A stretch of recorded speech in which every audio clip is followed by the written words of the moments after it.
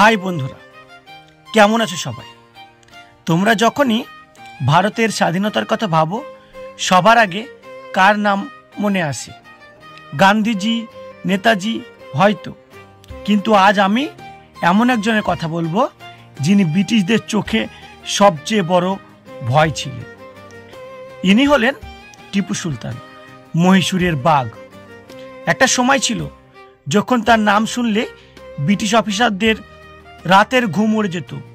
তিনি শুধু একজন যোদ্ধা ছিলেন না, তিনি ছিলেন একজন উদ্ভাবক, একজন সংস্কারক এবং আমাদের ইতিহাসের এক বিতর্কিত চরিত্র।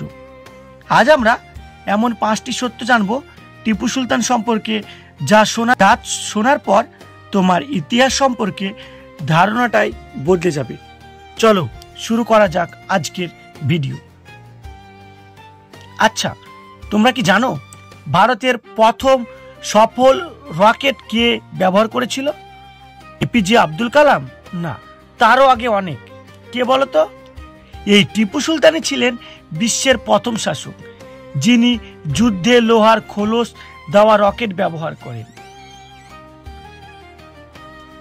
হ্যাঁ, ঠিক শুনেছেন, রকেট। 1780 এর দশকে ব্রিটিশদের বিরুদ্ধে তিনি যখন যুদ্ধ করতেন তখন এই রকেটগুলো ব্যবহার করতেন। এই প্রযুক্তি তখন দুনিয়ায় নতুন ছিল। অবাক করার বিষয় হলো, ব্রিটিশরা যখন এই রকেটগুলো পায় তারা সেটা নিয়ে যায় ইউরোপে এবং সেটাই আজকের আধুনিক রকেটের প্রযুক্তির ভিত্তি তৈরি করে। ভাবো একবার, আজ থেকে 250 বছর আগে আমাদের দেশের এক সম্রাট সুলতান রকেট তৈরি করেছিল এবং রকেট নিয়ে খেলতো। দ্বিতীয় ফ্যাক্ট, এই টিপু সুলতানকে অনেকে শুধু যোদ্ধা হিসেবে মনে করেন, কিন্তু তিনি আসলে সময়ের অনেক এগিয়ে থাকা একজন শাসক ছিলেন।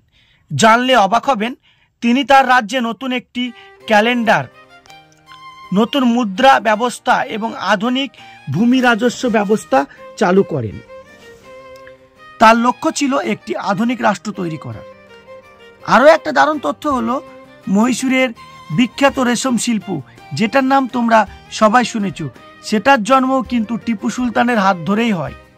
বলা যায় তিনি ছিলেন সে যুগের একজন সুদর্শী অর্থবিদ। তাকে কেন মহীশূরের বাঘ বলা হয় জানেন? এর পিছনে একটা ঐতিহাসিক কারণ আছে। টিপু সুলতান মনে করতেন বাঘ হলো স্বাধীনতা এবং সাহসের প্রতীক। তাই তিনি তার সিংহাসন, পতাকা, এমনকি তার সৈন্যদানের পোশাকেও বাঘের ছাপ ব্যবহার করতেন। তার একটা বিখ্যাত খেলার পুতুলও ছিল, যেখানে একটা বাঘ একজন ইংরেজ সৈন্যকে আক্রমণ করেছে।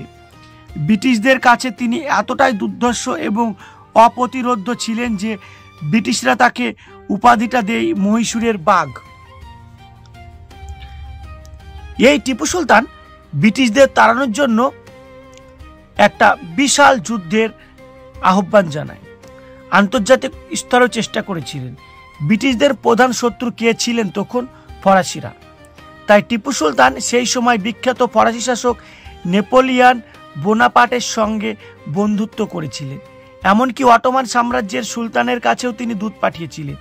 তার উদ্দেশ্য ছিল একটাই, আন্তর্জাতিকভাবে একটা জোট তৈরি করা, যাতে ব্রিটিশরা ভারত থেকে বিদায় নিতে বাধ্য হয়। এই টিপু সুলতানকে নিয়ে অনেক বিতর্ক আছে। অনেকে তাকে খুব কঠোর শাসক মনে করেন, কিন্তু ইতিহাস আর একটা দিক দেখো। তার রাজ্যের প্রধানমন্ত্রী বা দেওয়ান ছিলেন একজন ব্রাহ্মণ পণ্ডিত, পুন্নাইয়া। এছাড়াও তিনি তার রাজত্বকালে 150-রও বেশি হিন্দু মন্দির নিয়মিতভাবে অনুদান দিতেন এবং সেগুলি রক্ষা করতেন। এর প্রমাণ আজও পাওয়া যায়। হ্যাঁ, তার কিছু সামরিক অভিযান নিয়ে বিতর্ক আছে, যা আজও ইতিহাসের জটিলতা তৈরি করে। কিন্তু এই উদারতা তার চরিত্রের একটি গুরুত্বপূর্ণ দিক। মাত্র 48 বছর বয়সে চতুর্থ অ্যাংলো মহীশূর যুদ্ধে তিনি শহীদ হন। তার পত্তনের পরেই ব্রিটিশরা ভারতে আরও শক্তিশালী হয়ে ওঠে। টিপু সুলতান ছিলেন ভারতের ইতিহাসে এক ব্যতিক্রম চরিত্র, যিনি ভুল ঠিকের ঊর্ধ্বে উঠে ব্রিটিশদের বিরুদ্ধে লড়েছিলেন এবং আধুনিক রাষ্ট্র গঠনের স্বপ্ন দেখেছিলেন। এখন তুমি বলো, এই 5টি তথ্যের মধ্যে কোনটা তোমার সবচেয়ে বেশি চমকপ্রদ মনে হলো? টিপু সুলতানকে নিয়ে তোমার কি মতামত কমেন্টে ঝটপট লিখে দাও। ভিডিওটা ভালো লাগলে একটা লাইক করো, আর এমন সব অজানা ইতিহাস জানতে আমাদের চ্যানেলটা সাবস্ক্রাইব করতে ভুলো না। দেখা হচ্ছে পরের ভিডিওতে।